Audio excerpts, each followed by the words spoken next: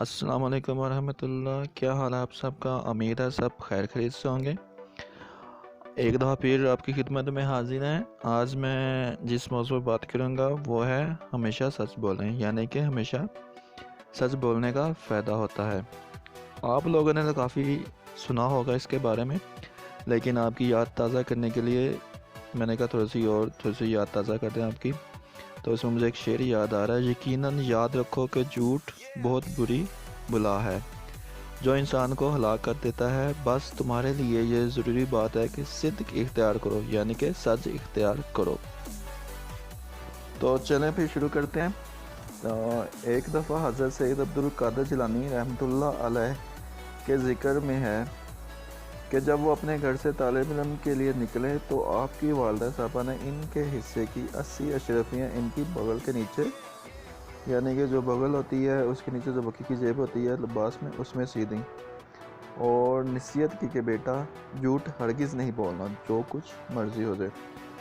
حضرت سید عبدالقادر جیلانی رحمۃ اللہ صاحب کے بارے میں آپ جانتے ہی ہوں گے کہ وہ کتنے سچے تھے، اور ان کا ذکر بھی کافی کتابوں میں ملتا ہے۔ حضرت سید عبدالقادر رحمۃ اللہ علیہ سے جب گھر سے رخصت ہوئے تو پہلے ہی منزل میں ایک جنگل میں سے ان کا گزر ہوا۔ جب وہ جنگل میں سے گزر رہے تھے، کیونکہ اس وقت کے زمانے میں تو جنگل ہوتے تھے، تو اونٹوں میں یہ سفر کر کے کافی دور دور تک جاتے تھے۔ اس زمانے میں تو نہ ٹرینیں ہوتی تھی نہ کوئی گاڑیاں ہوتی، تب تو ہمیں تو آرام ہی بہت زیادہ، پھر بھی ہم کرتے ہیں کہ یار کسی نہ کسی طریقے سے کوئی 2 نمبری گاڑی لیں، جہاں چوروں اور ڈاکوں کا ایک بڑا قافلہ رہتا تھا۔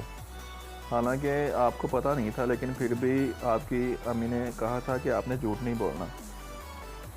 جہاں ان کو چوروں کا ایک گروہ ملا، انہوں نے آپ کو پکڑ کر پوچھا کہ تمہارے پاس کیا ہے۔ باقی لوگوں کو بھی پکڑا، انہیں بھی پکڑ لیا۔ آپ نے دیکھا کہ یہ تو پہلے ہی منزل میں امتحان درپیش آیا۔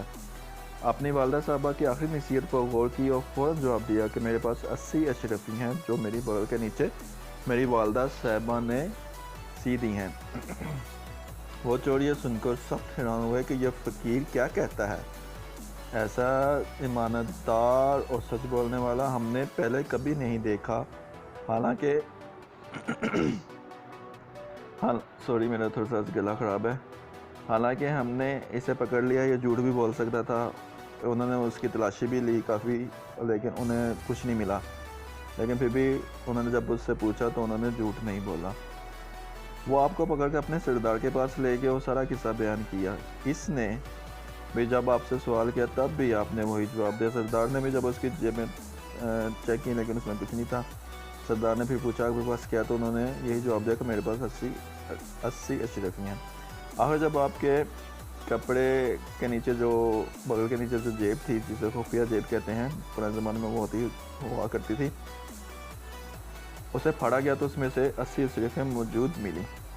ان سب کو حیرانگی ہوئی، سب ایک دوسرے کو حیران ہو کر دیکھنا شروع ہو گئے۔ اس پر ان کے سردار نے پوچھا کہ یہ کیا بات ہے؟ اس پر آپ نے اپنی والدہ صاحبہ کی نصیحت کا ذکر کر دیا اور کہا کہ میں طالب دین کے لیے گھر سے نکلا ہوں، اگر پہلی منزل پر جھوٹ بولتا تو پھر کیا حاصل کر سکتا، اس لیے میں نے سچ کو نہیں چھوڑا۔ جب آپ نے یہ بیان فرمایا تو جو سردار تھا چوروں کا اور ڈاکوؤں کا، وہ چیخیں مار کر رو پڑا اور آپ کے قدموں پر گر گیا اور اپنے سابقہ گناہوں سے توبہ کی۔ کہتے ہیں کہ آپ کا سب سے پہلا مرید وہ۔ ہماری زندگی میں ایسی بہت سی مثالیں ہیں جس پہ عمل کر کے ہم ایک نیک اور اچھے انسان بن سکتے ہیں۔ تو اللہ تعالیٰ سے یہی دعا ہے کہ اللہ تعالیٰ ہم سب کو سچ بولنے کی تلقین کرے اور آپس میں پیار محبت سے رہنے کی تلقین کریں۔ چلیں پھر ٹھیک ہے، نیکسٹ ویڈیو میں پھر ملاقات ہوگی، تب تک کے لیے اجازت دیں۔ اللہ حافظ۔ دعا میں یاد رکھیے گا اور بہت زیادہ دعا کیجیے گا اپنے پیارے پاکستان کے لیے، ہم سب کے لیے۔ چلیں ٹھیک ہے، اللہ حافظ۔